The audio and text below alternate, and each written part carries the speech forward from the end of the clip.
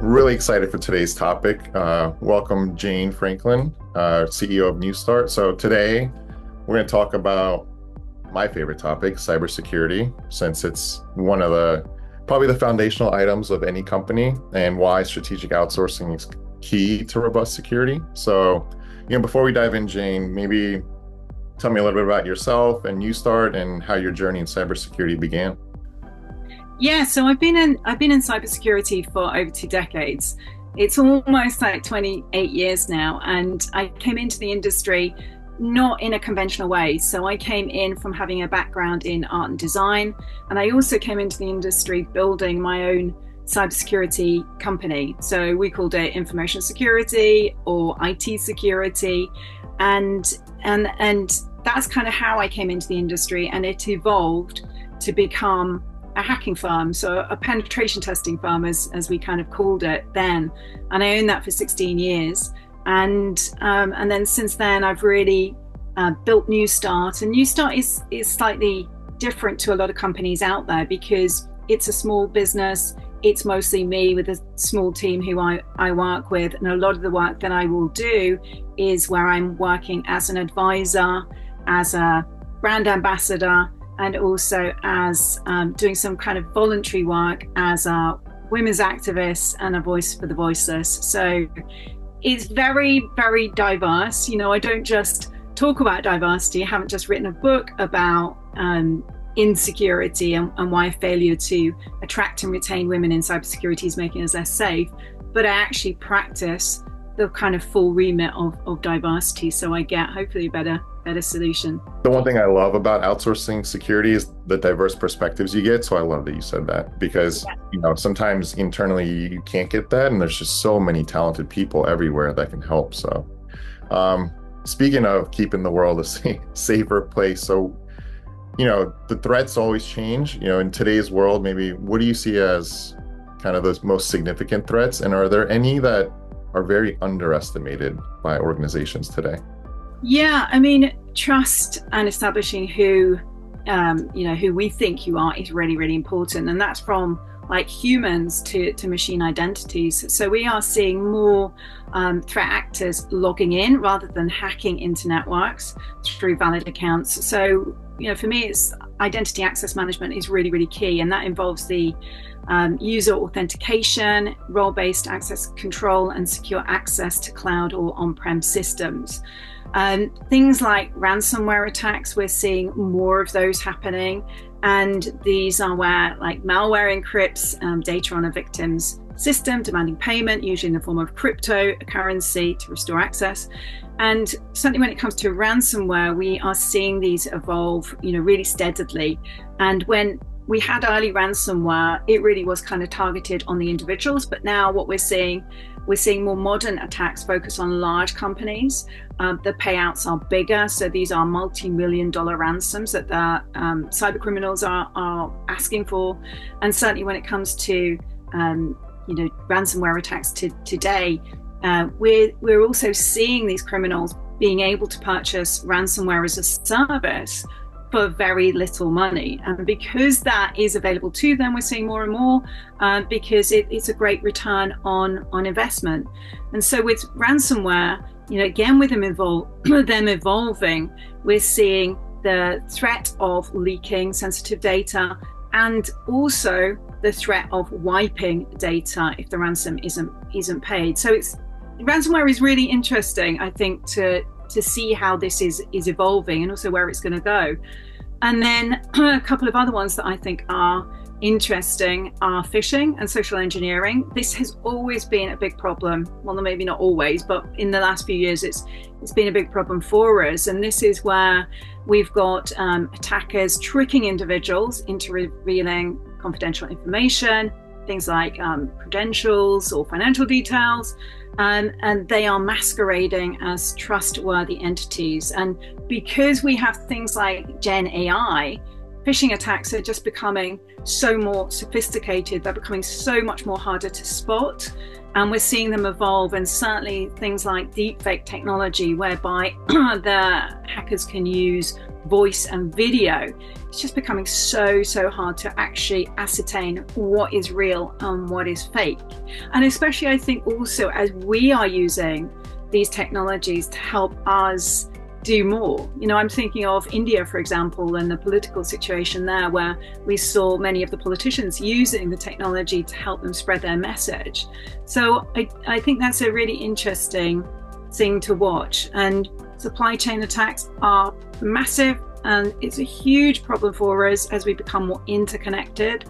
And again, cyber criminals and state-sponsored attackers, can target the supply chain, whereby, we're working with vendors and suppliers who may not have the same level of security that some of the larger providers do. So when you kind of look at the supply chain, that gets really kind of scary. And then the other one I was going to say on top of that is the insider threat, whether that is intentional or not intentional. So it's that whole kind of risk associated with that. So those are key ones for me, but it's such a big industry. There are so many.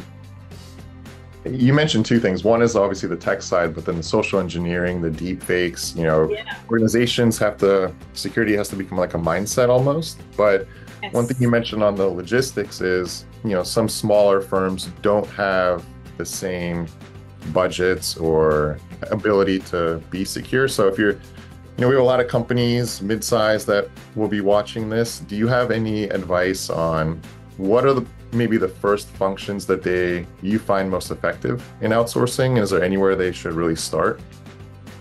Yeah, I mean, it'd be so easy, and it'd be so easy for me to say, look at this tool, look at that tool, and I will give you some tools to kind of look at, not specific tools, but domains really.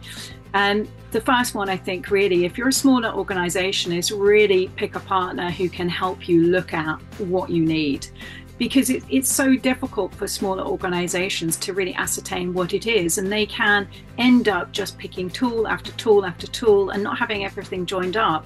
So I would start with picking a partner, a consulting partner, or a virtual CISO who can help you really build a strategy and look at exactly what you need, from the human factor and looking at the human risk side of things and what needs to happen in regard to that, to the more technical side of things. So for example, if you were looking at your threats, so managing your threat detection and response, then you probably look at outsourcing your security operations center, or having a managed threat detection and response company that you would be working with, so that they could look at what's going on 24/7 in real time, and they would be able to detect it and then provide access to skilled analysts and other cutting edge tools and threat intelligence, without the cost of you actually incurring that or building it internally in your organization. So for me, like, having something like that is a bit of a no-brainer.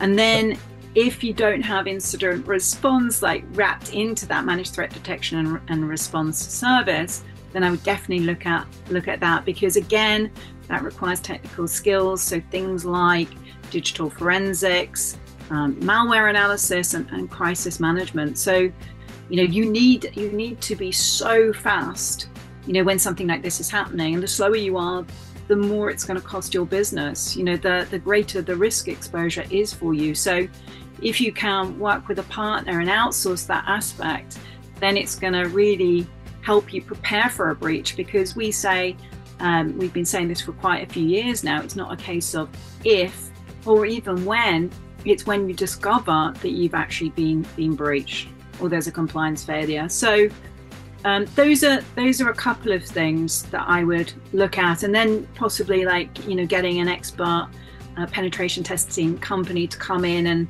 and really ascertain where your threats are, where you're vulnerable, so that you can actually decide what you're going to do about that, whether or not to address them or whether or not to actually live with them. So those are 3 areas I would thoroughly recommend, or maybe 4 areas if you consider the kind of strategic area and and bringing in a partner for the consulting aspect right at the very start, or areas that I would look to outsource.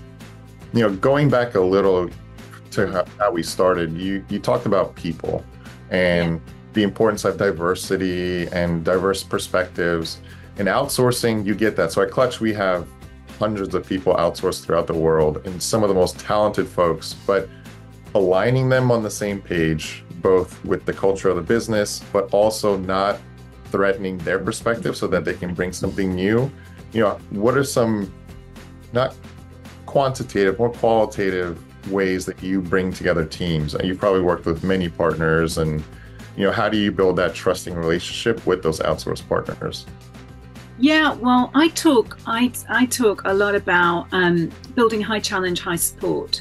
So balancing, and you've got to balance those two. And what that enables you to do is to really build the trust, because you're challenging your individuals and you're also supporting them in equal doses.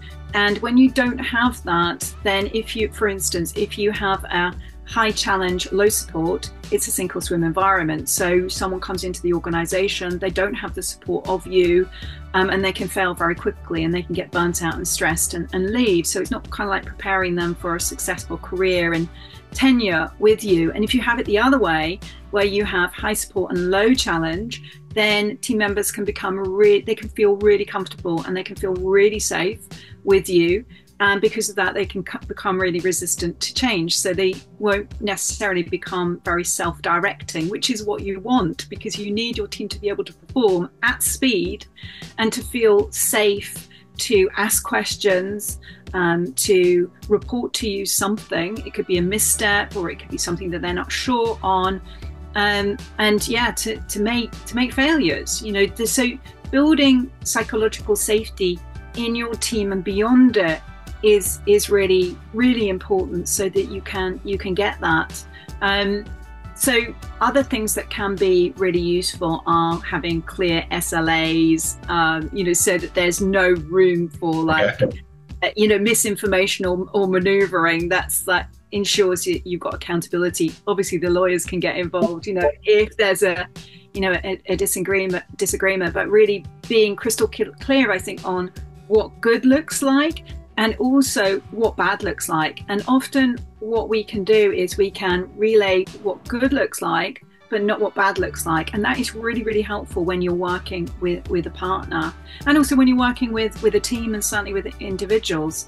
So those things I found really helpful for me when I've built companies and when I've gone into companies, and certainly when I've been dealing with many, many partners. And if I go back to my penetration testing days when I had that security consultancy, at the very beginning, I was working with over 100 partners, so being really clear about those expectations when you're communicating, as opposed to in the SLAs legally, which is also useful, and you need that too, is really, really helpful.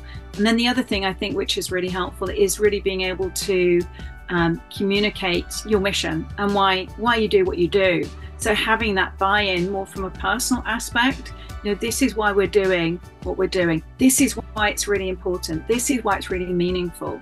When I spoke at the beginning about helping the world to become safer, when I was really focused on women and getting more women to come into the industry and remain in it, I used to speak a lot about this. My mission is to I believe that the world will only become safer, happier, and more prosperous when we've got more women in cybersecurity and other male-dominated industries.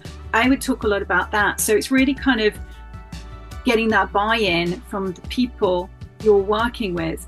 And I think this gets quite interesting, because I was having this conversation with someone the other day, actually, probably in the US when I was speaking there, and I was talking about just the amount of technology that is coming at us, the excitement, and a lot of techies can get really excited about the tech advancements, as well as, if we're in cyber, then we're also going to be fearful of that and oh my God, all of this change, it's a concern. But the more tech that comes at us, I think the more that we have to up our game from that human aspect, from the people aspect. We have to become better at communicating and setting the vision, and from an accountability aspect as well. One of my favorite answers I've ever heard, honestly, because I get excited about outsourcing, and I think what you just said is spot on. It's getting the buy-in, setting the expectations, balancing both the challenging, but also making sure they know, and then the human aspect on why we're doing this and what we're doing, because we're all going in the same direction. Yeah, that's spot on. So, with that being said, like you said, technology is just being thrown at us, whether it's AI or new threats, and things seem to be changing every night in the industry. Yeah. But, in 5 or 10 years, especially with outsourcing for cybersecurity and all the threats that are coming, where do you see this industry going? Is it way more outsource? What should organizations maybe start now so like the future is more protected? Yeah, well, certainly increasing their cyber hygiene and certainly their cyber literacy. So really kind of, I would say, increasing their knowledge and awareness of what's going on and not becoming overwhelmed by it.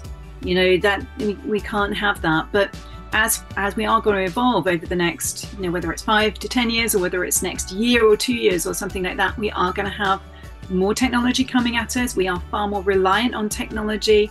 I think the CrowdStrike IT outage really showed this to us, weeks or months ago, just how many companies ground to a halt or were affected and lost revenue and customers because of it. So it is there, that those threats are there, and we are living in a digital world. So we have to become far more astute and aware and not shy away from it.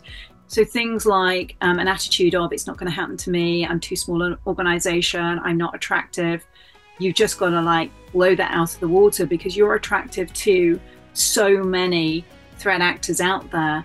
And there are diverse threat actors out there, from cyber criminals to state-sponsored attackers to script kiddies and hacktivists and so on. So you are vulnerable, but don't shy away from that. Really increase your knowledge of it. And what else would I say? I think the other thing also to be aware of is that because technology is evolving, we've got things like quantum computing coming. Well, we're on the verge of it. It's being developed. It's there on the horizon. And what we know now with some new emerging technologies are that we've got criminals out there who are getting ready to exploit this now. So even though they can't exploit it right now, they know that they will be able to break. They will be able to get into our systems and break passwords and things like that, crypto, shortly. So they're storing that and getting ready for it. So it's even things like that. It's like, what do we need to be aware of now, in the near future, and then as far into the future as we can imagine? And I always say, I said this recently on BBC News, actually, it's like, get creative, think of all the different scenarios that you can have and work through those scenarios.